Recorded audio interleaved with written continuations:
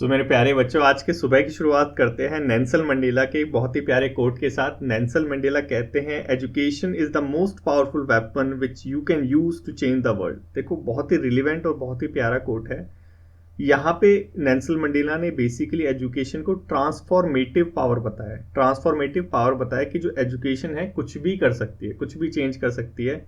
Education हो गई, critical thinking हो गई, आपकी स्किल डेवलपमेंट हो गई, ये सब एक ही कैटेगरी में आते हैं। अगर आप ये चीज़ें एजुकेशन किसको प्रोवाइड करा दो तो वो क्या नहीं कर सकता। लेट्स से एग्जांपल के थ्रू समझते हैं कि आप एजुकेशन प्रोवाइड करा के सोशल चेंज ला सकते हैं। सोशल चेंज ला सकते हैं कैसे? देखो, पोवर्टी विशियस साइकिल होती है पोवर्टी की। हम एजुकेशन प्रोवाइड करा के पोवर्टी की जो विशियस साइकिल है उसको तोड़ सकते हैं। कितने सारे एग्जाम्पल हैं जो पढ़ लिख के बहुत ऊंची रैंक पे चले जाते हैं, जो पोवर्टी है उसको तोड़ देते हैं। कितने आईएएस ऑफिसर्स हैं जो पहले टायर पंचर का काम करते थे। तो ये क्या चीज़ है? ये है ट्रांसफॉर्मेटिव पावर। किसकी? एजुकेशन की। वैसे ही अगर जितने भी सोसाइटल इल्स हैं, जैसे कि वुमेन्स के साथ कितना अत्याचार होता है, तो एजुकेशन प्रोवाइड करा के हम वुमेन्स को एम्पावर कर सकते हैं या नहीं कर सकते? कितने सारे एग्जाम्पल्स हैं हमारी डेली लाइफ में से, जिसमें आपको देखने को मिलता है कि एजुकेशन जब मिलती है एक वुमेन को तो वो अपने राइट्स के लिए आवाज़ उठाती है। वैसे ही जो हमारे वर्ल्ड लेवल पे, ग्लोबल लेवल पे हम जो जो इश्यूज देख रहे हैं, क्लाइमेट चेंज हो गया, पोवर्टी हो गया, हंगर हो गया, हेल्थ केयर हो गया, तो जो ग्लोबल लेवल के जो इश्यूज हैं उनको भी हम सॉल्व कर सकते हैं। कैसे? एजुकेशन के माध्यम से। कि अगर लेट्स से अगर हम बच्चों को ही क्लाइमेट के बारे में बच्चों को बचपन से ही एनवायरनमेंट की इंपॉर्टेंस के बारे में बताने लग जाए तो क्लाइमेट चेंज जो है ज़्यादा समय तक प्रॉब्लम नहीं रहेगी। तो यही पावर है, यही कुछ ट्रांसफॉर्मेटिव पावर है। किसकी? एजुकेशन की। और आज का हमारा जो कॉन्टेक्स्ट है इंडस्ट्री 1.4.0, यहाँ पे एजुकेशन कैसे जो हमारी इंडियन सोसाइटी जो प्रॉब्लम फेस कर रही है उसको कैसे सॉल्व कर सकते हैं, इसके ऊपर यहाँ पे ध्यान दिया गया है। तो बहुत ज़्यादा रिलीवेंट कोट है हमारा आज के टॉपिक से, इंडस्ट्री 4.1। देखो, हमारे सीएपीएफ हमने लास्ट जो हमारा एडिटोरियल डिस्कस करा था उनमें उसमें हमने मैन्युफैक्चरिंग सेक्टर को डिस्कस करा था, और आज का जो टॉपिक है वो भी इसी से रिलेटेड है। सीएपीएफ एग्जाम के लिए डेफिनेटली ये हमारा रिलेवेंट टॉपिक है, क्योंकि जो हमारा सीएपीएफ एग्जाम है उसके अंदर स्पेशली मैं पेपर 2 की बात कर रहा हूँ। देखो, पेपर 2 के अंदर एसे राइटिंग और आर्ग्यूमेंट राइटिंग बहुत ज़्यादा इंपॉर्टेंट फैक्टर, डिसाइडिंग फैक्टर है। ये पेपर 2 के अंदर कितने मार्क्स आपके आते हैं, और इनके अंदर कोई रट्टाफिकेशन नहीं चलती है। इसमें चलता है सिर्फ क्या? आपकी अंडरस्टैंडिंग। तो वही हम क्रिएट कर रहे हैं कि अपनी अंडरस्टैंडिंग को डेवलप कर रहे हैं day by day. Manufacturing sector को देखा था, आज उसको लिंक करके ये जो आज का सेक्टर है उसको देखेंगे। ठीक है, तो अपना डिस्कशन स्टार्ट करते हैं। और आप सभी को पता है कि जो पॉपुलेशन है, इंडिया की जो पॉपुलेशन है दिन पर दिन बढ़ती जा रही है। हमने पॉपुलेशन के ऊपर भी डिस्कस करा था। ठीक है, तो इंडिया की पॉपुलेशन टॉप मोस्ट है। टॉप मोस्ट पॉपुलेशन होने की वजह से क्या होता है कि यहाँ पे ज़्यादा जो लोग हैं, दिन पर दिन जो लोग हैं, वो जो हमारा लेबर फोर्स है उसके अंदर एंटर हो रहे हैं। लेबर फोर्स मतलब जो ज़्यादा लोग हैं, जैसे जैसे पॉपुलेशन बढ़ रही है, पॉपुलेशन ग्रो भी कर रही है, तो ज़्यादा से ज़्यादा लोग क्या कर रहे हैं कि ना लेबर फोर्सेस के अंदर आ रहे हैं, जॉब मार्केट के अंदर आ रहे हैं। वही चीज़ यहाँ पे बताया गया है कि हर साल 78.5 लाख जो नई जॉब है वो हमें ज़रूरत है नॉन फार्म सेक्टर के अंदर। देखो, नॉन फार्म सेक्टर क्यों लिखा है? क्योंकि हमें पता है कि एग्रीकल्चर फील्ड है वो अराउंड 50% या 48% कुछ है, अराउंड 50% लिखो तो वो भी गलत नहीं होगा, कि अराउंड 50% जो पॉपुलेशन है उसको एम्प्लॉयमेंट प्रोवाइड कराती है। लेकिन ये जो इसका जो कंट्रीब्यूशन है हमारी जीडीपी में वो इतना नहीं है, जीडीपी में कंट्रीब्यूशन बहुत कम है। तो ये क्या चीज़ है? यही तो रीज़न है कि जो हमारे एग्रीकल्चर सेक्टर में जो लोग इन्वॉल्व हैं, फार्मिंग सेक्टर में जो लोग इन्वॉल्व है, उनका जो इकोनॉमिक स्टेटस है वो बहुत लो है। तो यहाँ पे वही बताया है कि हमें अब इंडिया को ज़रूरत है कि 2030 तक हर साल हमें 78.5 लाख जो जॉब है, नई जॉब है, अगर ऐसा ना हो तो 78 लाख लिख दो अराउंड करके, उस वो भी गलत नहीं होगा। ठीक है, मतलब 78 लाख कुछ जॉब जो है हमें ज़रूरत है कि नॉन फार्म सेक्टर में क्रिएट करने की। ठीक है, और इसके साथ साथ क्या चीज़ है कि हमें अपने यूथ को स्किल करने की भी ज़रूरत है। देखो, नॉन फार्म सेक्टर 3 सेक्टर होते हैं, एग्रीकल्चर सेक्टर होता है, मैन्युफैक्चरिंग जो हमने देख लिया था लास्ट टाइम, और जो होता है लास्ट का टर्चरी सेक्टर। ठीक है, इन दोनों सेक्टर में स्किल चलती है। ठीक है, बिना स्किल के इन दोनों सेक्टर में काम नहीं हो सकता। और जैसे जैसे स्किल आपकी इंप्रूव होती है, जैसे टेक्नोलॉजी हमारी एडवांस होती है, वैसे वैसे आपका स्टेटस भी बढ़ता रहता है। तो यही चीज़ यहाँ पे बताइए कि हमें स्किलिंग की ज़रूरत है, लेकिन करंट स्टेटस क्या है हमारा स्किलिंग में, यहाँ पे बताया है क्या कि देखो ये यहाँ से साफ साफ तुम्हें पता लग जाएगा कि इंडिया को अभी कितनी ज़रूरत है स्किलिंग करने की, और क्यों ज़रूरत है वो भी पता लग जाएगा। देखो 21% जो हमारे यंग इंडियंस है, सिर्फ 21% वो वोकेशनल ट्रेनिंग लेते हैं, मतलब जो स्किल होती है वो सीखते हैं। और जो फॉर्मल ट्रेनिंग है कि सर्टिफिकेट कोर्स कर लिया कोई, या फिर कोई XYZ तुमने डिप्लोमा कर लिया, बीटेक कर ली, वैसे है हमारे 44% जो फॉर्मल ट्रेनिंग लेते हैं हमारे यूथ का। 44 नहीं, 4.4%। हमारे यूथ का सिर्फ 4.4% जो है वो सिर्फ फॉर्मल ट्रेनिंग लेता है। तो देखो कितनी मीगर सिचुएशन है। यही रीजन है कि मैक्सिमम लोग कहाँ पे इन्वॉल्व है, फार्मिंग सेक्टर पे, क्योंकि ये माइग्रेट क्यों नहीं कर पा रहे, भैया इन पे स्किल ही नहीं, स्किल होंगे तब तो माइग्रेट करेंगे। और जो वोकेशनल ट्रेनिंग वाले हैं, जैसे हमारे टायर पंचर वाले हो गए, मोटरसाइकिल रिपेयर करने वाले हो गए, उन पे कोई सर्टिफिकेट कोर्स तो होता नहीं। तो टेक्निकल स्किल जिन्होंने ले ली, वैसे कितने यूथ है, 21%। वोकेशनल ट्रेनिंग वाले कितने, 21%। तो ये हमारे कुछ हालात हैं स्किलिंग के मामले में, ठीक है। अब देखो स्किलिंग जब ऐसी होगी तो एम्प्लॉयबिलिटी कैसी होगी वो भी अपने आप ही हमें समझ आ जाता है। यही चीज यहाँ पे बता रखा है कि सिर्फ 51% से कॉलेज जो ग्रेजुएट निकलते हैं, सिर्फ 51%, मतलब कॉलेज से ग्रेजुएट लाखों लोग निकलते हैं हर साल, ठीक है, उसमें से सिर्फ 51% जो है उनके पास जो है एम्प्लॉयबिलिटी स्किल है, मतलब उनको हायर किया जा सकता है। मार्केट में जो डिमांड है उसके हिसाब से उनके पास स्किल है, ये यहाँ पे बताया गया। तो देखो साफ सीधी बात है, यहाँ पे साफ सारी चीज एकदम क्लियर क्लिस्टल है कि क्यों हमारे एग्रीकल्चर सेक्टर में ज्यादा यूथ है, क्योंकि और सेक्टर में माइग्रेट करने के लिए जो हमें स्किल चाहिए वो स्किल हमारे पास है नहीं, ठीक है। ये चीज यहाँ पे भी समझ आ रही है, ये चीज हमें यहाँ पे भी समझ आ रही है।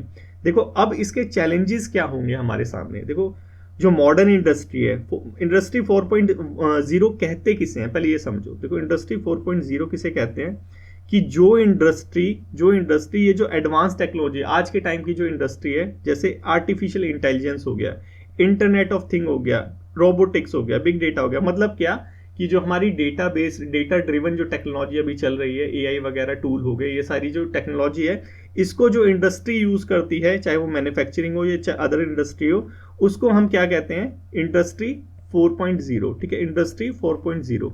देखो हमारी इंडिया की पॉपुलेशन बूम कर रही है, ठीक है, टॉप मोस्ट है अभी पॉपुलेशन। अगर हम अपने यूथ को स्किल नहीं प्रोवाइड कराएंगे तो वो इन इंडस्ट्री में काम कैसे करेंगे। देखो ये भी तो बहुत बड़ा इशू है। अब हम कहते हैं कि एडवांसमेंट हो रही है, ठीक है, एडवांसमेंट हो रही है, रोबोटिक्स आ रहे हैं, AI हो रहा है। हमने देखा था कि अमेजोन का जो पूरा वेयर हाउस है उसमें रोबोट्स ही रोबोट्स हैं।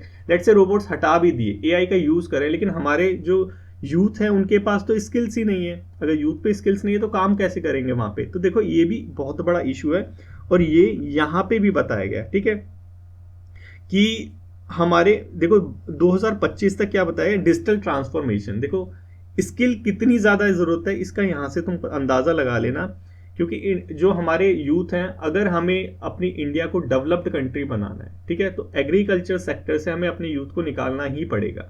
हमारे यूथ, मैक्सिमम यूथ, जो मेजॉरिटी यूथ है, 50% अराउंड जो है, 48 या 50% जो अराउंड हमारे यूथ है, वो एग्रीकल्चर सेक्टर में एम्प्लॉयड है, ठीक है।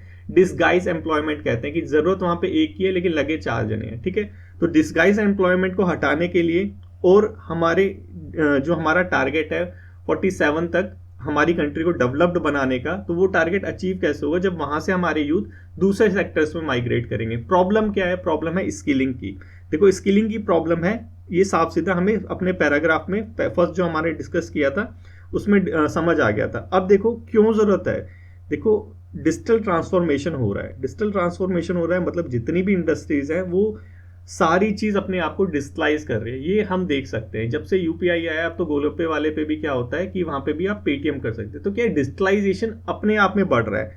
तो यहाँ पे बताया कि इंडियन मैन्युफैक्चरिंग सेक्टर जो है उसमें टू थर्ड मतलब 2/3 हिस्सा जो है, मतलब 66% जो इंडस्ट्रीज है उन्होंने ऑलरेडी अडॉप्ट कर लिया है। अब यहाँ पे स्किलिंग का गैप देखने को मिलता है कि जो सिर्फ 1.5% इंजीनियर्स हैं और 40% जो MSMEs वर्कर्स हैं उनके पास से डिजिटल स्किल्स हैं। देखो एकदम क्लियर है ये चीज कि प्रॉब्लम क्यों है।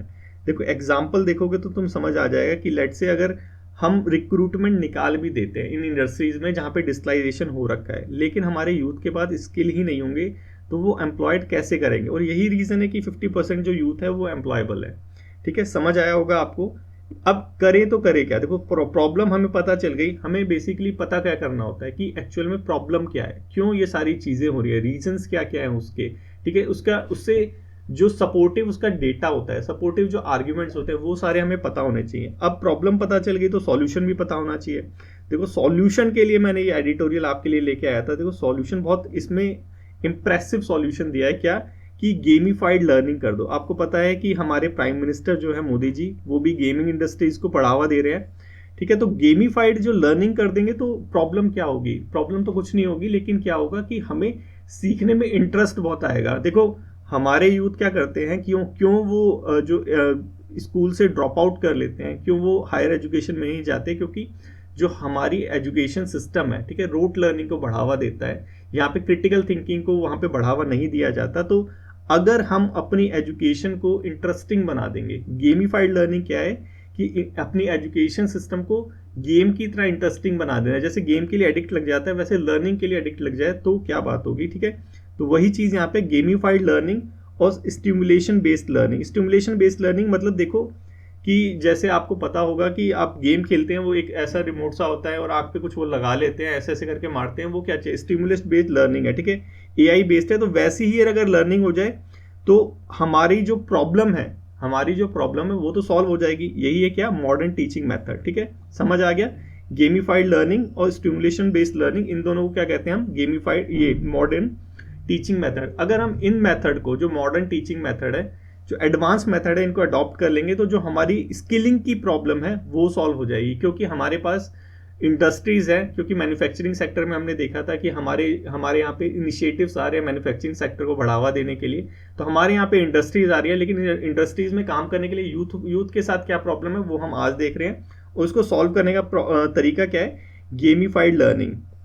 गेमिफाइड लर्निंग वही बताया कि गेम की तरह उसको टीच करो, इसमें रिवार्ड दो, पॉइंट्स दो, बैजेस दो, लीडरशिप बोर्ड दो, तो क्या होगा कि हमारा एंगेजमेंट लॉन्गर टाइम तक रहेगा और हम मोटिवेटेड रहेंगे कि एक टास्क कंप्लीट करें। देखो इसके अंदर मैं एक अपना पर्सनल एग्जांपल बताता हूँ कि जब मैंने घर पे बैठ के पढ़ना चालू करा था, तो अकेले पढ़ने में क्या होता है, बहुत ज़्यादा आपका मोटिवेशन डाउन हो जाता है। ठीक है, अकेले पढ़ने में मोटिवेशन डाउन हो जाता है, ये ऑब्वियस बात है, सब स्टूडेंट फेस करते होंगे कि एक दिन मोटिवेटेड हाई रहते हैं और दूसरे दिन लो हो जाता है, तीसरे दिन और लो हो जाता है, फिर सो जाते हैं, ये हो जाता है, वो हो जाता है। तो यहाँ पे मैंने एक लाइब्रेरी ज्वाइन करी थी, ऑनलाइन लाइब्रेरी। ठीक है, लर्निंग टू ये स्टडी टुगेदर। ठीक है, स्टडी टुगेदर ज्वाइन करी थी। अभी तो ये वेबसाइट काम नहीं करती सही से।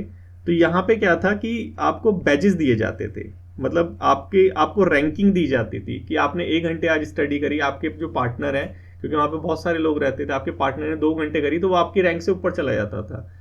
तो यहाँ पे बैजेस सिस्टम था, बैजेस भी दिए जाते थे। तो उससे क्या होता था, मोटिवेशन आता था कि यार पढ़ना है और पढ़ना है और पढ़ना है। तो यही चीज़ गेमिफाइड लर्निंग में है कि गेम की तरह उसे इंटरेस्टिंग बना दो। ठीक है, पॉइंट्स दे दो, बैजेस दे दो, लीडरशिप बोर्ड बना दो कि वहाँ पे आपकी रैंकिंग वगैरह शो करे। ये सारी चीज़ें करके क्या होगा कि हम क्या करेंगे कि अपनी लर्निंग को बहुत ज़्यादा इंटरेस्टिंग बना देंगे तो हमारा जो आउटपुट होगा लर्निंग का वो ज़्यादा होगा। देखो एग्जांपल भी दे रखा है कि अगर कंप्यूटर की कोडिंग करनी है, ठीक है, अगर उसे गेम की तरह जो पजल सॉल्व करते हैं वैसा बना दे तो कितना इंटरेस्टिंग होगा। तो एक ये जो एडवांस मेथड है इसको यूज़ करना चाहिए। ठीक है, देखो ऐसा नहीं है कि ये जो है कि ये बोल वचन है सिर्फ, कि ऐसा होता नहीं है, ऐसा हो रहा है। जो डेवलप्ड कंट्रीज है वो क्या कर रही है, ये मेथड को अडॉप्ट कर रही है, तो हमें इंडिया को भी करना चाहिए।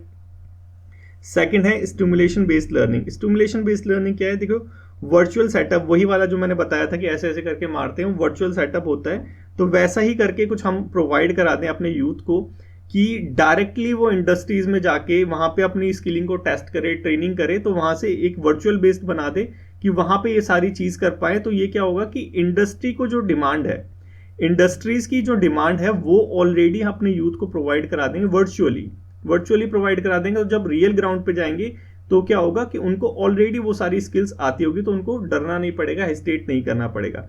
देखो इंडिया में सबसे ज्यादा प्रॉब्लम क्या है, यही प्रॉब्लम है कि जो हमारे करिकुलम्स हैं, ये हमने एजुकेशन वाला जब डिस्कस करा था उसमें भी करा था कि हमारे यहाँ पे जो एजुकेशन में करिकुलम्स है वो क्या है, इंडस्ट्रीज की जो डिमांड है उसके ऊपर बेस्ड नहीं है। कि हमारे यहाँ पे अगर आप बीटेक करेंगे तो आपको समझ आएगा कि भाई यहाँ पे जो आईसी पढ़ाया जाता है इलेक्ट्रॉनिक्स में वो बाबा आदम के ज़माने का है जो आजकल चलता नहीं है, ठीक है। तो ये क्या चीज़ है कि भाई जो इंडस्ट्रीज की डिमांड नहीं है तुम वो चीज़ पढ़ा रहे हो। तो यहाँ पे हमें वहाँ पे भी एक एडवांसमेंट लाने की ज़रूरत है, और एक यहाँ पे ये जो इस एडिटोरियल में बताया गया है यहाँ पे भी एडवांसमेंट लाने की ज़रूरत है कि वर्चुअली सेटअप कर दो और सारी चीज़ जो है वर्चुअली सिखा दो, ठीक है। ट्रेनिंग वगैरह, स्किलिंग वगैरह, क्योंकि ये सारी चीज़ें प्रोवाइड करानी बहुत ज़रूरी है अगर हमें एम्प्लॉयबिलिटी का जो रेशियो है जो हमारा कितना कम था उसको बढ़ाना है तो, ठीक है। अब देखो इसके लिए इंडिया क्या कर रहा है, हमने देख लिया क्या कर सकते हैं। अब इंडिया क्या कर रहा है, इंडिया के पास पोर्टल्स हैं। देखो एक स्वयं पोर्टल है, एक स्किल इंडिया डिजिटल हब है। एक स्वयं पोर्टल है, एक स्किल इंडिया डिजिटल हब है। ये क्या कर रहे हैं, बेसिकली ये वही कर रहे हैं जो हमने अभी सीखा है कि क्या करना चाहिए, वो ये चीज़ कर रहे हैं। स्वयं पोर्टल क्या कर रहा है, 4000 ऑनलाइन कोर्सेज हैं, वो वाला मैंने बताया था बैचेस वाला, स्टडी टुगेदर टाइप का। तो वो सारी चीज़ स्वयं कर रहा है हमारा इंडिया का, हमारी इंडियन गवर्नमेंट का इनिशिएटिव है। और 40 मिलियन जो पीपल है ऑलरेडी यहाँ पे एनरोल्ड है, मतलब यहाँ पे कोर्सेज चल रहे हैं और ये सीख भी रहे हैं, ठीक है। जैसे इंजीनियरिंग हो गया, साइंस हो गया, एग्जाम्पल दे रखे हैं। देखो ये जो एग्जाम्पल है ये मैं खुद देता हूँ, ये एडिटोरियल में नहीं आते। तो ये तुम्हारी ईजीनेस के लिए कि जो बच्चे खुद पढ़ना चाहते हैं इस डेली डिस्पैच को, वो यहाँ से पढ़ के अपना समझ सकते हैं, क्योंकि एग्जाम्पल के बिना चीज़ें इतनी ज़्यादा क्लियर नहीं हो पाती। सेम क्या चीज़ कर रही है जो हमारा स्किल इंडिया डिजिटल हब है, ये भी यही चीज़ कर रही है सेम जो हमने अभी डिस्कस किया था, ठीक है। तो यही देखो ये सारी चीज़ें हैं। अब यहाँ पे और क्या चीज़ है, हाउ इट कैन वर्क, कैसे काम करता है। देखो स्टूडेंट्स के लिए क्या करेगा, जॉब सीकर के लिए क्या करेगा। स्टूडेंट को क्या चाहिए, स्टूडेंट को क्या चाहिए, स्टूडेंट को चाहिए स्किल। और कैसा स्किल, रियल वर्ल्ड वाला। देखो मैंने अभी बताया था आईसी वाला एग्जांपल कि हमारे यहाँ पे जो सिखाया जाता है, क्या सिखाया जाता है, जो रिडंडेंट टेक्नोलॉजी है, जो टेक्नोलॉजी एकदम खत्म हो चुकी है उनके बारे में बताया जाता है। तो उनके बारे में सीख के हम करेंगे क्या, जो अभी की डिमांड है, जो रियल वर्ल्ड की डिमांड है, हमें तो वो सीखनी है। तो ये इंटर्नशिप और लाइव प्रोजेक्ट के थ्रू हम अपने स्टूडेंट्स को सिखा सकते हैं। जॉब सीकर्स के लिए वर्चुअल प्रोजेक्ट्स हो गए, उससे तो हम उन्हें स्किल दे सकते हैं। तो ये दोनों चीज़ें हैं जो हमने अभी डिस्कस करी कि इसके जो अगर ये सारी जो इनिशिएटिव है अगर ये हम अडॉप्ट कर लेंगे तो इंडस्ट्री और एकेडमिक की जो प्रॉब्लम है, ठीक है, एकेडमिक में जो पढ़ाया जाता है इंडस्ट्री में रिलीवेंट नहीं है, इंडस्ट्री में जो चाहिए वो एकेडमिक में पढ़ाया नहीं जाता। तो इनकी जो प्रॉब्लम है इसको सॉल्व करने के लिए हम सक्षम होंगे। तो यही एडिटोरियल में बताया था। और देखो रियल वर्ल्ड एग्जाम्पल में जो हमने डिस्कस करा था कि वर्चुअल टेक्नोलॉजी को यूज़ कर लो, गेमिंग के मेथड को गेमीफाई कर दो लर्निंग को, तो ये हो रहा है सिंगापुर, जर्मनी में ये सारी चीज़ ऑलरेडी हो रही है। तो जो देखो वहाँ पे हो रही है तो इंडिया में क्यों नहीं हो सकती। अगर हम ये सारे मेथड करेंगे तो जो हमारी मॉडर्न टेक्नोलॉजी है उसके लिए हम अपने यूथ को बेटरली प्रिपेयर कर लेंगे। तो यही हमारे एडिटोरियल में था और बहुत ज़्यादा रिलीवेंट है। इकोनॉमिक प्रोस्पेक्टस से कोई आपके पास क्वेश्चन आ जाता है, क्योंकि इंडिया ये प्रॉब्लम फेस कर रहा है और आगे जाके ये प्रॉब्लम बढ़ेगी अगर हमने इसे सॉल्व नहीं किया। तो हमने सारे डायमेंशंस को डिस्कस कर लिया। तो आपके लिए आज ये एक प्रैक्टिस क्वेश्चन है। आज सुबह मैं बहुत जल्दी अपना ये जो इनिशिएटिव है डेली डिस्पैच डिस्कशन का ये लेके आऊँ। तो देखो अभी तो 7 बज रहे हैं, 7:30 बज रहे हैं, कुछ अपलोड होते होते 8:30 तक बज जाएंगे। तो आपको क्या करना है, इसको प्रैक्टिस करना है। सुबह सुबह का टाइम है, जल्दी से इसको देखो और इसको लिख के प्रैक्टिस करो, ठीक है। और अगर सेंड करना चाहो तो इसे सेंड भी कर सकते हो आप टेलीग्राम पे। टेलीग्राम को जो लिंक है वो डिस्क्रिप्शन में दे रखा है, वहाँ पे जाके आप इसे सेंड कर सकते हैं, ठीक है। अब नेक्स्ट आर्टिकल की तरफ मूव करते हैं। देखो राइटिंग की है ना अपनी एक अलग इंपॉर्टेंस होती है, राइटिंग की जो है अलग इंपॉर्टेंस होती है। राइटिंग है ना आपको डे बाय डे ग्रूम करता है। आप जो भी सीखते हैं, ठीक है, आप जो भी पढ़ते हैं, अगर आपको उसको लिख के प्रैक्टिस नहीं करेंगे तो रिकॉलिंग नहीं होगी। देखो पढ़ने का फायदा कभी नहीं होगा अगर हम उसे रिवाइज नहीं करें। एक चीज एकदम समझ लो कि उस चीज को कभी मत पढ़ो, उस चीज को कभी मत पढ़ो जिसको तुम रिवाइज नहीं कर सकते, क्योंकि बिना रिवाइज करे माइंड में अपने माइंड में जो चीजें हैं वो स्टिक नहीं होती। देखो मैं ऐसी हवा वाली बातें नहीं कर रहा हूँ, ये जो है ये रिसर्च हुई है इसके ऊपर, ठीक है। एक रिसर्च पेपर है इसका, मेक इट स्टिक एक बुक है, मेक इट स्टिक, ठीक है। ये बुक है, बहुत महंगी बुक है, मेक इट स्टिक बुक है। उसके अंदर ये सारी चीज़ों को डिस्कस किया गया था। बेसिकली रिसर्च हुई थी पीएचडी लेवल पे और रिसर्च पेपर छपा है इस बुक के अंदर, ठीक है। तो इस बुक को एक बार पढ़ोगे तो तुम्हें पता चल जाएगा कि माइंड में कौन सी चीज़ रहती है, कौन सी नहीं रहती। जो चीज़ हम रिवाइज करेंगे, जिस चीज़ को हम कनेक्ट करेंगे चीज़ों के साथ, वो चीज़ हमारे माइंड में रहेंगी। तो ठीक है, राइटिंग क्या करती है? राइटिंग वही काम करती है। राइटिंग रिकॉलिंग का काम करती है, राइटिंग क्या करती है? कनेक्टिंग का काम करती है। जब ये दोनों चीज़ें होंगी तो हमारे माइंड में बेटरली चीज़ें स्टिक रहेंगी। पेपर 2 के साथ पेपर 1 ऑटोमेटिकली प्रिपेयर हो जाएगा। ठीक है, हाँ, अभी तक तुमने सुना होगा कि पेपर 1 की प्रिपरेशन करो, पेपर 2 ऑटोमेटिकली प्रिपेयर हो जाता है, मतलब काफ़ी हद तक हो जाता है, लेकिन इसका रिवर्स भी उतना ही सही है। ठीक है, तो राइटिंग बहुत ज़रूरी है। सेकंड, हम आर्टिकल की तरफ मूव ऑन करते हैं। हमारा आर्टिकल है क्रिमिनल जस्टिस सिस्टम के ऊपर। ठीक है, क्रिमिनल जस्टिस सिस्टम के ऊपर क्यों आया है? क्योंकि जो चंडीगढ़ हमारी सिटी है, देखो इसके अंदर कुछ इंपॉर्टेंट पॉइंट्स थे जो मैं तुम्हारे लिए लेके आया हूँ, क्योंकि ये आपके लिए जानना बहुत ज़्यादा ज़रूरी है कि हमारे न्यूज़पेपर के अंदर कुछ वर्ड्स आ जाते हैं। ठीक है, कुछ वर्ड्स आ जाते हैं, कुछ चीज़ें डिस्कस की गई होती है, तो उसके बारे में जानना ज़्यादा इंपॉर्टेंट हो जाता है। देखो चंडीगढ़ जो है फर्स्ट रीजन बना है इंडिया के अंदर जो हमारे 3 क्रिमिनल जस्टिस लॉ आए थे, जो हमारे भारतीय न्याय संहिता आया था, भारतीय शिक्षा अधिनियम आया था, और भारतीय नागरिक सुरक्षा संहिता आया था। ठीक है, जो हमारे जो आईपीसी सीआरपीसी थे उनको जो हमने अपना इंडियन कॉडिफाइड करा था, तो उन चीज़ों के ऊपर है। और उन चीज़ों को, उन तीनों लॉज को इम्प्लीमेंट करने वाला हमारे देश में पहला रीजन कौन सा बना है? चंडीगढ़। तो अपने आप में इंपॉर्टेंट है जानना इसके बारे में। चंडीगढ़ के बारे में तो नहीं, बट ये जो हुआ है इसके बारे में। ठीक है, अब देखो वहां पे चंडीगढ़ वालों ने क्या करा है, एक चित्रा खोजी, एक चीज इंप्लीमेंट करी है। अब देखो ये चित्रा खोजी अपने आप में बहुत इंटरेस्टिंग सा वर्ड है। अगर इसको ही दे दिया कि क्या चीज है चित्रा खोजी, तो पता भी नहीं चलेगा, और न्यूज़पेपर में आ रखा है। ठीक है, ये क्या चीज़ है? फेशियल रिकॉग्निशन सॉफ्टवेयर है। देखो प्रिजनर्स वगैरह होते हैं, उनका जो डेटाबेस बना के उनको रिकॉग्नाइज करने के लिए, सीसीटीवी कैमरा रिकॉग्नाइज कर ले किसी पर्टिकुलर क्रिमिनल को, उसी तो कहते हैं फेशियल रिकॉग्निशन सॉफ्टवेयर। ठीक है, तो वही है ये हमारा चित्रा खोजी। इसके साथ इस आर्टिकल के अंदर एक जीरो एफआईआर प्रोविजन के बारे में डिस्कस किया गया था। तो बच्चों क्या चीज़ होती है जीरो एफआईआर? देखो जीरो एफआईआर क्या चीज़ होती है कि आपके साथ, लेट्स से आप दिल्ली के रहने वाले हैं। ठीक है, आप दिल्ली में आए, आप चंडीगढ़ के रहने वाले हैं या कहीं बाहर स्टेट के रहने वाले हैं, आप दिल्ली के अंदर आए, आप दिल्ली में मोबाइल लेने आए, ये तो बहुत होता रहता है कॉमन, दिल्ली में मोबाइल लेने आए और आप उसको, किसी ने आपको फर्जी मोबाइल चेप दिया, कि आपने, किसी ने आपको मोबाइल दिया, वो काम नहीं करता। ठीक है, आप अपने स्टेट में गए, देख रहे हैं यार ये तो मोबाइल चल नहीं रहा, अब एफआईआर लिखवाने दिल्ली थोड़ी ना जाएंगे दोबारे। तो जीरो एफआईआर क्या कहती है? जीरो एफआईआर कहती है कि आप जो केस है अपने यहाँ पे कहीं पे भी, इररिस्पेक्टिव ऑफ आपके पास क्राइम कहीं पे भी हुआ, आप जो एफआईआर है किसी भी पुलिस स्टेशन में रजिस्टर करवा सकते हैं। इसी को क्या कहते हैं हम? Zero FIR. जैसे एग्जांपल ले लो कि सेक्सुअल एक्सॉल्ट हुआ है दिल्ली के अंदर, एफआईआर लिखवाई चंडीगढ़ के अंदर 2 महीने बाद। ठीक है, तो यही है क्या? Zero FIR. इसके अलावा डिजिटलाइजेशन हुआ है कोर्ट का। ठीक है, 2 कोर्ट जो है फुली ऑनलाइन हो गए हैं, ताकि जो बड़े बड़े गैंगस्टर हैं उनकी जो पेशियां वगैरह ये ऑनलाइन की जा सके, ताकि सेफ्टी वगैरह का ध्यान किया जा सके। देखो ये जो पॉइंट्स हैं, ठीक है, ये जो पॉइंट्स है, ये आप क्रिमिनल जस्टिस सिस्टम के ऊपर अगर कोई ऐसे राइटिंग आ जाती है तो उसके अंदर भी यूज़ कर सकते हो। इसीलिए मैं ये सारी चीज़ें यहाँ पे लेके आया हूँ। 2 चीज़ हमारी पेपर 1 के लिए इंपॉर्टेंट थी, चित्रा खोजी, 3 चीज़ चंडीगढ़ और जीरो एफआईआर। तो इसको थोड़ा सा याद रखना। आपके लिए आज का जो पहला क्वेश्चन है वो है ये जीरो एफआईआर के ऊपर, इनमें से ऑप्शन बताना है कौन सा है, आप कमेंट बॉक्स में कमेंट करके बताइए। अब नेक्स्ट चलते हैं एफडीआई के ऊपर। देखो ये वाला जो है एफडीआई वाला, ये इंपॉर्टेंट है। क्यों? क्योंकि बुक्स वगैरह में ऐसे नहीं मिलता डिस्टिल करके, क्योंकि थोड़ी सी मेहनत लगती है इसमें। बुक्स में तो पूरा लाइन वाइज दे रखा होता है, तो इसको थोड़ा सा संभाल के रखने का, प्रिंट करके अपना कोई नोट्स वोट्स बना रखे हो तो वहाँ पे इसको संभाल लेना। देखो अभी एफडीआई में क्या हुआ है बेसिकली, कि हमारी इंडिया ने एफडीआई में 1 ट्रिलियन का जो मार्क्स होता है वो क्रॉस कर लिया। मतलब हमारे यहाँ पे जो फॉरेन डायरेक्ट इन्वेस्टमेंट आती है वो 1 ट्रिलियन का जो मार्क्स है, वो 1 ट्रिलियन का जो वो होता है टारगेट है, वो क्रॉस कर चुकी है बेसिकली। बस ठीक है, अब हमारे लिए जानना जरूरी है क्या, कि एफडीआई क्या चीज होती है। अब एफडीआई जानेंगे तो एफपीआई के बारे में क्यों छोड़ दें, क्योंकि दोनों चीज एक जैसी दिखती हैं, कुछ तो फर्क होगा। वो क्या फर्क है एफडीआई और एफपीआई में, क्या फर्क है देखो समझते हैं बहुत इजी लैंग्वेज में।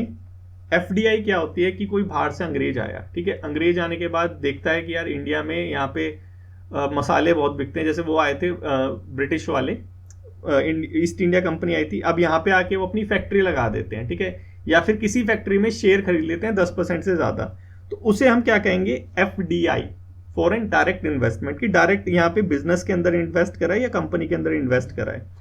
लेकिन अगर वो कंपनी में इन्वेस्ट ना करके बॉन्ड वगैरह खरीद ले, सिक्योरिटीज, स्टॉक वगैरह खरीद ले, तो इसको हम क्या कहेंगे, एफपीआई, पोर्टफोलियो की इन्वेस्टमेंट करी है उन्होंने, डायरेक्ट इन्वेस्टमेंट नहीं करी, पोर्टफोलियो की इन्वेस्टमेंट करी है, ठीक है। अब डायरेक्ट इन्वेस्टमेंट होता है, अब देखो किसी ने किसी कंपनी को खरीद लिया, तो ऐसा तो नहीं है कि अभी खरीदा 1 महीने बाद बेच के चला जाएगा, तो ये लॉन्ग टर्म इन्वेस्टमेंट होती है, 5 साल प्लस होती है। पोर्टफोलियो की बॉन्ड आपने खरीदा, अभी जरूरत, जैसे आपने एलआईसी करवा ली, एलआईसी एक तरह का बॉन्ड है, ठीक है, जरूरत पड़ी एलआईसी तोड़वा दी, तो ये क्या चाहिए, शॉर्ट टर्म के लिए। जो पोर्टफोलियो होता है, एफपीआई जो होता है, शॉर्ट टर्म के लिए होता है। अब यहाँ पे 10% से ज्यादा वो कंट्रोल होता है, यहाँ पे कोई कंट्रोल नहीं होता। देखो एफपीआई, आपने किसी कंपनी के शेयर खरीदे तो थोड़ा ना कंपनी को कंट्रोल कर लोगे थोड़े से शेयर खरीद के, तो यही चीज है, एफपीआई के अंदर कंट्रोल नहीं कर सकते कंपनी को, लेकिन एफडीआई के अंदर अगर 10% से ज्यादा इक्विटी है तो कंट्रोल कर सकते हो। देखो कंपनी खरीद ली तो रिस्क कैसा होगा, बहुत कम होगा, क्योंकि कंपनी तो रहेगी ना भाई, लो रिस्क होता है। लेकिन अगर आपने शेयर वगैरह खरीद लिए तो क्या होगा, रिस्क बहुत हाई होगा, अभी ऊपर जा रहे हैं अभी नीचे आएंगे। यही फर्क है एफडीआई और एफपीआई में, ठीक है। एफडीआई कोई करेगा तो जॉब वगैरह आएगी, बिल्कुल आएगी भाई, पूरी कंपनी खोलेंगे तो एम्प्लॉयज भी तो चाहिए होंगे, जॉब भी आएगी, टेक्नोलॉजी भी आएगी, इंफ्रास्ट्रक्चर भी बनेगा। लेकिन किसी के शेयर खरीद लिए, कोई बॉन्ड वगैरह खरीद लिए तो जॉब क्रिएट होगी, डायरेक्टली तो कोई जॉब नहीं क्रिएट होती मार्केट में, लेकिन पैसे आ जाएंगे, लिक्विडिटी आ जाएगी, ठीक है। रेगुलेटरी फ्रेमवर्क, यहाँ पे गवर्नमेंट का रेगुलेशन चाहिए, कि ऐसे तो नहीं है ना कोई कि इलॉन मस्क आके ऐसे अपनी कंपनी खोल लेगा, गवर्नमेंट का रेगुलेशन चाहिए बिल्कुल। लेकिन हमें अगर बॉन्ड वगैरह शेयर वगैरह खरीदने होंगे तो थोड़ा बहुत चलता है, लेकिन इतना ज़्यादा नहीं है, ठीक है। एग्जाम्पल जॉइंट वेंचर वगैरह हो गए, कंपनी हो गई, फैक्ट्री हो गई, वो यहाँ पे एग्जाम्पल स्टॉक वगैरह हो गए। लिक्विडिटी कैसी होती है, देखो कंपनी में लो लिक्विडिटी होती है, क्यों, कंपनी में तो एक ब्रिक एंड मोटार मॉडल आता है ना, ईंटें वगैरह रखी होती है, तो वहां पे लिक्विडिटी का क्या सवाल है। लेकिन जब हम शेयर खरीदते हैं तो हम डायरेक्टली पैसे देते हैं, तो ये यहाँ पे लिक्विडिटी हाई होती है, यहाँ पे लिक्विडिटी कम होती है, क्योंकि कंपनी ऐसा तो नहीं है कि एकदम से बेच दी एकदम से खरीद ली। तो यही सारी चीज़ है, सेक्टर ये हमने देख ही लिया है, तो आपको आई होप समझ आ गया होगा कि एफडीआई और एफपीआई में फर्क क्या होता है, ठीक है। पोर्टफोलियो इन्वेस्टमेंट, डायरेक्ट इन्वेस्टमेंट, ये कंपनी है, ये स्टॉक मार्केट के शेयर्स हैं, ठीक है। इतना समझना, इससे तुम ऑटोमेटिकली आंसर कर लोगे। अब आपके लिए क्वेश्चन 2 है, ये है क्वेश्चन 2, इसको पढ़ो और इसका आंसर करो, ठीक है, कमेंट बॉक्स में कमेंट करो। थर्ड पे चलते हैं, हॉर्नबिल फेस्टिवल। देखो ये आपका पीआईबी के अंदर आ रखा था हॉर्नबिल फेस्टिवल, और हॉर्नबिल फेस्टिवल जब आता है, देखो पहले एक चीज समझ लो कि जो हमारा सीएपीएफ का जो पेपर है वो एडवांस होता जा रहा है डे बाय डे, ठीक है। पहले जैसा नहीं रहा, 2014 में जैसे क्वेश्चंस आते थे वैसे अब नहीं आते, ठीक है। पैटर्न चेंज हो रहा है धीरे धीरे, और इसका जो इंटरेस्ट है वो चेंज हो रहा है। अगर तुम प्रीवियस ईयर क्वेश्चंस को एनालाइज करोगे, जो हमारे प्रीवियस ईयर क्वेश्चंस है उसको एनालाइज करोगे, तो तुम्हें समझ आएगा क्या कि इसका जो इंटरेस्ट है एग्जाम का, अपने स्टूडेंट से पूछने का, कि पहले कुछ और जानना चाहता था अभी कुछ और जानना चाहता है, तो अब एनवायरनमेंट की तरफ थोड़ा थोड़ा ये मूव कर रहा है, ठीक है। जो हमारा सीएससी है उससे हमेशा इंस्पायर होता रहता है। ये सीएपीएफ का जो पेपर है, सीआईएसएफ बोल रहा हूँ, सीएपीएफ का जो पेपर है और हमेशा सीएससी से इंस्पायर होता है। इसके प्रीवियस ईयर क्वेश्चन देख लो, आपको डायरेक्टली सीएससी में आए हुए भी मिल जाएंगे, ठीक है। तो जब इससे इंस्पायर होता है तो हमें एनवायरनमेंट के बारे में भी जानना जरूरी है, क्योंकि इसके क्वेश्चन अब धीरे धीरे बढ़ रहे हैं। देखो अभी हमारे प्राइम मिनिस्टर नरेंद्र मोदी जी ने नागालैंड के जो हमारे सीएम है उनको विश किया था, क्योंकि वहां पे हॉर्नबिल फेस्टिवल चल रहा है उसके लिए, ठीक है। तो अब हॉर्नबिल फेस्टिवल के बारे में थोड़ा सा जानना जरूरी है, क्योंकि पीआईबी के अंदर आ रखा है, ठीक है। तो हॉर्नबिल फेस्टिवल नागालैंड में अभी चल रहा है 1 तारीख से 10 तारीख तक। क्या सिर्फ नागालैंड में चलता है, आंसर है नो। हॉर्नबिल फेस्टिवल 2 जगह होता है, कहाँ का, एक नागालैंड होता है, एक होता है अरुणाचल प्रदेश के पाके टाइगर रिजर्व में। कहाँ का, नागालैंड और पाके टाइगर रिजर्व में, ये बुक में नहीं मिलेगा, इसका ध्यान रखना, ठीक है। नागालैंड और पाके टाइगर रिजर्व में, ठीक है। अब ये जो हमारा ये नागालैंड में फर्स्ट हुआ था 2000 में, थोड़ा सा ध्यान रख लेना, कोई प्रॉब्लम नहीं है। इंडियन हॉर्नबिल, इसका साइंटिफिक नेम है ये वाला, बुसीरोस बिकॉर्निस, बुसीरोस बिकॉर्निस, ठीक है, इंडियन हॉर्नबिल, ठीक है। अब पहले थोड़ा सा देख लो इंडियन हॉर्नबिल दिखता कैसा है, ठीक है, इसको थोड़ा सा देखेंगे, फिर इसके बारे में थोड़ा सा हम जानेंगे। देखो ऐसा दिखता है हमारा इंडियन हॉर्नबिल, ठीक है, दिख रहा है ये तुम्हें, ये देखो, इसे देखो, ये है हमारा, ये इंडियन हॉर्नबिल है, ठीक है, ये हॉर्नबिल है बेसिकली। देखो अब ये हॉर्नबिल कौन सी कैटेगरी में आता है, वर्नेबल है नहीं है, अपेंडिक्स कौन से आता है, ये सारी चीजें थोड़ी थोड़ी इंपॉर्टेंट है हमारे लिए, कि आईयूसीएन के स्टेटस कौन से में आता है, वर्नरेबल, ठीक है, वनरेबल में आता है, साइट्स के अपेंडिक्स 1 में आता है। और लार्जेस्ट हॉर्नबिल स्पीसीज कौन सी, ये थोड़ा सा याद रखना कि देखो जिस पे येलो कर रहा हूँ उसको भूलना मत। आयुसिन का स्टेटस क्या है, वल्नरेबल, ठीक है। लार्जेस्ट हॉर्नबिल स्पीशीज कौन सी है, ग्रेट पाइप्ड हॉर्नबिल, ठीक है। इसके बाद 50 साल तक कैप्टिविटी में रह सकता है, फ्रूट ईटिंग होता है, ठीक है। प्राइमरली फ्रूट ईटिंग होता है, लेकिन थोड़े थोड़े छोटे छोटे जो जानवर वगैरह होते हैं उसे भी खा लेता है, ठीक है। ट्राइबल कल्चर में डेफिनेटली इसको पूजा जाता है। अब ये देखो कहाँ पाता है, कहाँ पाता है, इंडिया के अंदर। हमें हमेशा लगता है कि जो इंडियन हॉर्नबिल है ये कहाँ मिलता है, ये हमारे नॉर्थ ईस्ट में मिलता है, लेकिन वेस्टर्न घाट हो गया, नीलगिरी हो गया, यहाँ पे भी ये पाया जाता है। इसको थोड़ा सा याद रखना, नीलगिरी नॉर्थ ईस्टर्न रेंज में मिलता है, ठीक है। इसको किस किस नाम से जाना जाता है, फॉरेस्ट इंजीनियर के नाम से, या फार्मर्स ऑफ द फॉरेस्ट, क्योंकि खोता वगैरह रहता है ना, इसलिए सीड वगैरह डिस्पर्स करता रहता है। हेल्थ और बैलेंस को इंडिकेटर स्पीशीज भी है ये। इंडिकेटर स्पीशीज पता है क्या होती है, मैंने डिस्कस कर रहा था लास्ट अपने डिस्कशन में, इंडिकेटर स्पीशीज जो इंडिकेट करती है इस चीज की। तो ये इंडिकेट कर रही है फॉरेस्ट की हेल्थ और बैलेंस को। अगर फॉरेस्ट में अगर हॉर्नबिल है तो वहाँ की जो हेल्थ है, वहाँ का जो एटमॉस्फेयर है वो सही है, ये इसको इंडिकेट करता है। तो येलो वालों को एकदम याद रखना, ठीक है, ये थोड़ा सा याद करने वाला है। अब एक क्वेश्चन है, ये देखो, ये जो क्वेश्चन है ये यूपीएससी का क्वेश्चन है, यूपीएससी सीएससी का क्वेश्चन है, ठीक है। इसको सॉल्व करना, वैसे अभी समझा दिया तो बहुत इजी लगेगा, लेकिन इसको दिमाग में कब तक रख पाते हो ये बहुत मैटर करता है, ठीक है। ये तुम्हारा थर्ड हो गया, 3 क्वेश्चन हो गए ना, ठीक है, ये तुम्हारा थर्ड हो गया। इसको कमेंट बॉक्स में कमेंट करो, इंडियन हॉर्नबिल। और आज के द हिंदू में लास्ट पेपर पे आया था इंडियन स्टार टॉर्टॉइस के बारे में, ठीक है। देखो इसको पिंटू के नाम से बहुत जाना जाता है, स्टार टॉर्टॉइस। इसको थोड़ा सा देख लेते हैं, देखो इंडियन स्टार टॉर्टॉइस, ये देखो दिख रहा है, ये छोटा छोटा, लोग अपने घरों में भी रख लेते हैं, मिट्टू मिट्टू करके इसको बुलाते हैं, इलीगल है, ठीक है, इतना याद रखना। इसको रखना नहीं चाहिए, कंप्लेंट कर देना, जिसने रख रखा हो जेल में चला जाएगा, इलीगल है इसको रखना, ठीक है। कैसा दिखता है हमने देख लिया, येलो कलर के इसके ऊपर पैटर्न बने होते हैं। हार्बीवोरस है, एक्सोटिक पेट है, पिट्टू पिंटू पिट्टू करके इसको बोलते हैं। एंडेमिक है, एंडेमिक क्या होता है, स्थानीय प्रजाति। याद है मैंने डिस्कस करा था अपने लास्ट डेली डिस्पैच के अंदर, एंडेमिक स्पीशीज कौन सी होती है। तो ये जो हमारा पिंटू है ये एंडेमिक स्पीशीज है। कहाँ मिलता है, सिर्फ इंडियन सब कॉन्टिनेंट के ऊपर मिलता है, ठीक है। अगर कोई पूछे कि ये जो हमारा इंडियन स्टार टॉयज है ये क्या नेचुरली यूएसए के अंदर मिलता है, आंसर इज नो, नहीं मिलता, ठीक है। स्मगल तो हो रहा है लेकिन नहीं मिलता, ठीक है। इसका आप थोड़ा सा प्रोटेक्शन स्टेटस जान लेते हैं। जैसे हमारा वो था ऊपर वाला, क्या नाम था, हॉर्नबिल, वो वनरेबल था, ये भी वनरेबल है, ठीक है। वाइल्ड लाइफ प्रोटेक्शन एक्ट के अंदर प्रोटेक्टेड है, शेड्यूल 4 के अंदर। एंडेंजर्ड नहीं है, वनरेबल है, देखा, एंडेंजर्ड नहीं है। और ये साइट्स के अपेंडिक्स 1 में आता है, वो भी साइट्स के अपेंडिक्स 1 में ही था, ये भी साइट्स के अपेंडिक्स 1 में ही था, ठीक है। दोनों भाई भाई हो गए, याद रखना। अब देखो इसका आंसर करना पड़ेगा तुम्हें, ये हो गया तुम्हारा चौथा, क्वेश्चन नंबर 4, ठीक है। इसका आंसर करना पड़ेगा। देखो ये भी यूपीएससी का ही क्वेश्चन है, यूपीएससी सीएससी का क्वेश्चन है, ठीक है। इसको आंसर करो। इसमें बेसिकली पूछा है कि नेचुरली कहाँ पे फाउंड होती है, कौन कौन सी स्पीशीज। स्टार टॉर्टॉइज इसमें दे रखा है ऑटोमेटिकली, तो नेचुरली तो फाउंड होती है क्योंकि इंडियन सब कॉन्टिनेंट का एंडेमिक है, तो पहला तो सही हो गया। तो ये दोनों गलत हो गए। अब देखो 2 ऑप्शन बच रखे हैं, इसमें से खुद फाइंड आउट करो। मतलब 3 जो है वो तो हमारा गलत है, नहीं 3 गलत नहीं है, मतलब ये हमारा फर्स्ट था ना, फर्स्ट ठीक है, अरे नहीं ठीक है, अब खुद ही करो इसे तुम, नहीं तो मैं ही कर दूंगा, ठीक है।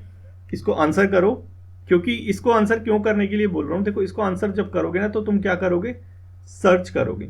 जब तुम सर्च करोगे तो क्या होगा, तुम्हारी इंफॉर्मेशन बढ़ेगी, तुम्हारी नॉलेज बढ़ेगी, तुम्हें 2 चीज के बारे में एक्स्ट्रा पता चलेगा, तो वो तुम्हारे एग्जाम में ही काम आएगा।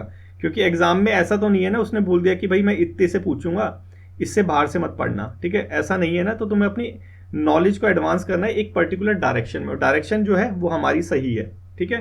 तो आज की डिस्कशन में बस इतना ही। अगर आपको समझ आया और एडिटोरियल डिस्कशन अच्छा लगता हो तो लाइक शेयर और कमेंट करना ना भूले। Thank you so much for today's discussion. Share जरूर कीजिएगा।